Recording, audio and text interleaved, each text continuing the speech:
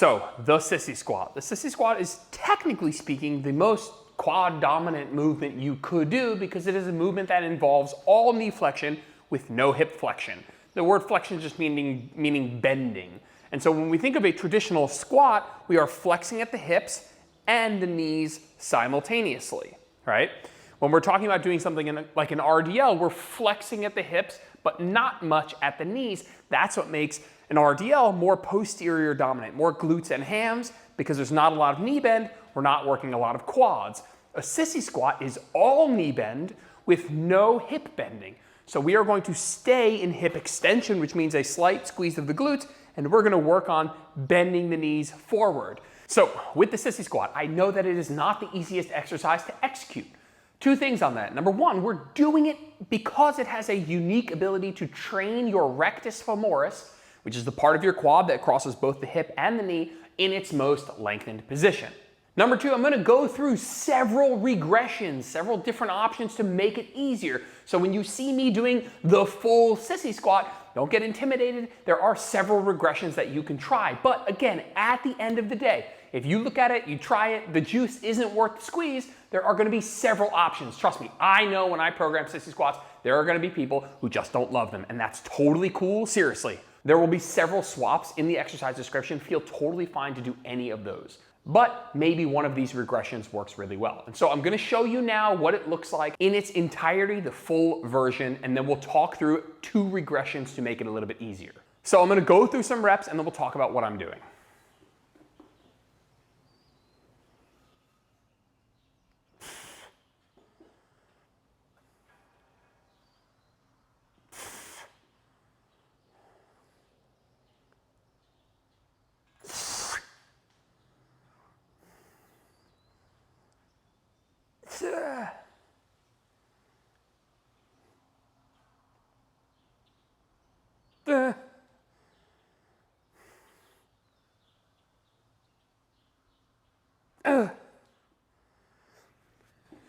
So I know a lot of you guys are thinking, that looks crazy, looks incredibly difficult, looks complicated, but let's go through what we're doing here. And so this is a really quad emphasis movement because we are not flexing at the hips. We're staying in hip extension and working only with our knees moving. Now, because it's a relatively unstable lift, because we're up on our toes, we're leaning back, our knees are going forward, I don't recommend, you must hold on to something.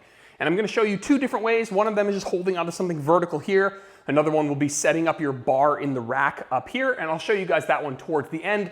But having something vertical is gonna be really accessible for everyone. That's where I would recommend you start. And so get near something vertical, and I want you to hold on tight. You're not here with 2 fingers, you're not trying to do it, without holding on.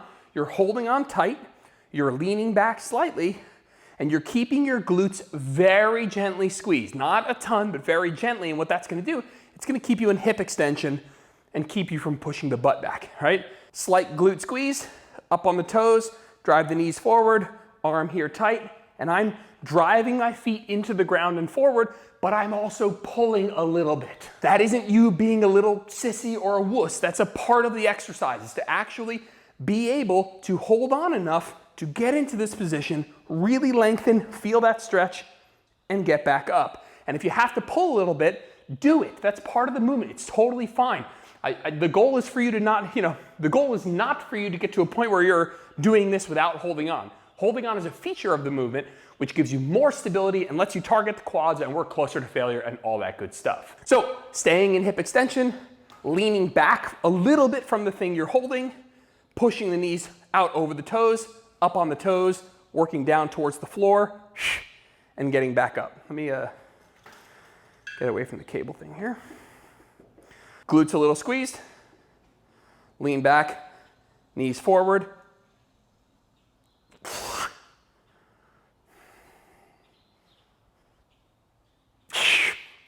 Now, obviously, that is a ridiculously hard thing to do all the way to the floor. Let me be clear, that what I just did, a full set, body weight, perfect form, is really, really tough. One of these next 2 regressions is likely going to help you a ton, and it's not you being a sissy, it's just a really great way to get more out of the movement if doing it the way I just did it just isn't in the cards yet. So the first regression, which I think works incredibly well, is using a band to make it a little bit easier to get out of the bottom or to get out of the hole.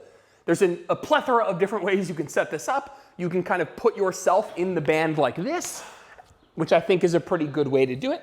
And that would look something like this. So as I'm going into that bottom position, that band is helping me back up.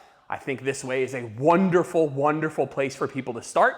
As you get deeper and deeper, it's gonna help you more and more. So it's gonna encourage you to get really down into the stretch position, because the deeper you go, the more help you're gonna get from the band. Now, if getting into the band like that isn't comfortable, you can just hold on with your free hand and you can go down like this and have another thing to pull yourself out of if you need it. And so using the band, really great. It's gonna help you get a little bit deeper into the movement. You can go into the band like this, or you can have one hand on the bar, one hand on the band, lean back, knees forward, and get yourself out like that. Okay, so this exercise is technically called a reverse Nordic. If you guys have ever done Nordic hand curls, this is essentially the exact opposite. It's also just a kneeling sissy squat. It's essentially the same thing, but from your knees. Now, what I recommend doing is attaching a band, anchoring it to something very high, a pull-up bar, something like this. I have it in the cable machine, but only because that gives me a better angle for the camera here. Now, what you wanna do is get into this position here. You want your laces down like this, not toes down like this. Laces down, and you can do one of two things the same way we were using the band before. You can either get into the band like this, or you can just hold the band with two hands and hold it on your chest. Both of them are gonna work fine, and I'll demonstrate both right now. I like having my hands free. Well, actually, to be honest with you, I think they both work great. So from here, you're executing it the same way. You have a slight glute squeeze, which again takes me out of this hip flexion and brings me into hip extension.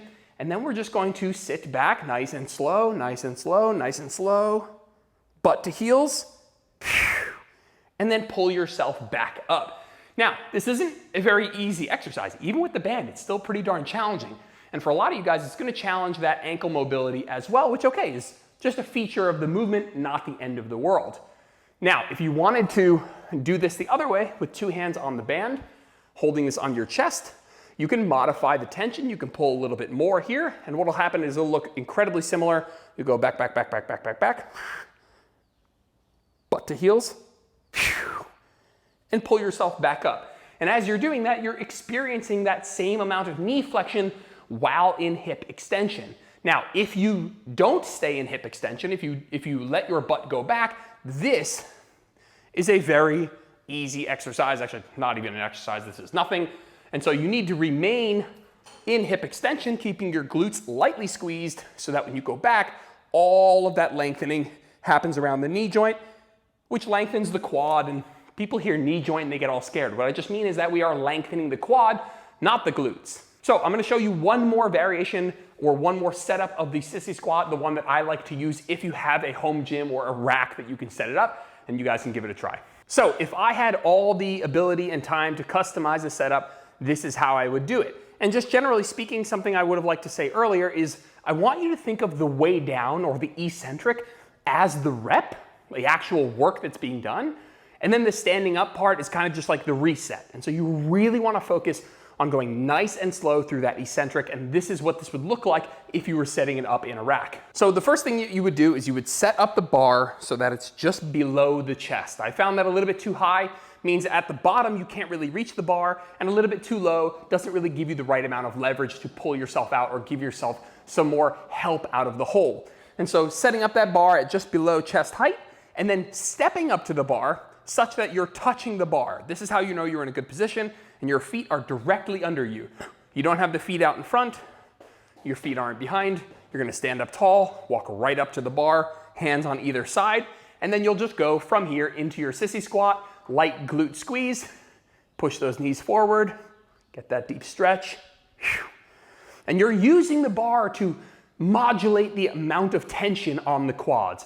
You're using it for a little bit of extra stability. You're using it to eliminate the balance component. So don't be afraid to use whatever you're doing. If you're holding on to something vertical or you're doing it like this in the rack, whatever you're doing, it's here for you to balance and modulate the amount of tension that you're putting into the quads. If you need to take off a little bit of tension, in order to get deeper, to make the overall stimulus better, do it by pulling a little bit on whatever you're holding. Don't be afraid to pull yourself up a little bit if it increases the actual quality of the work that you're doing.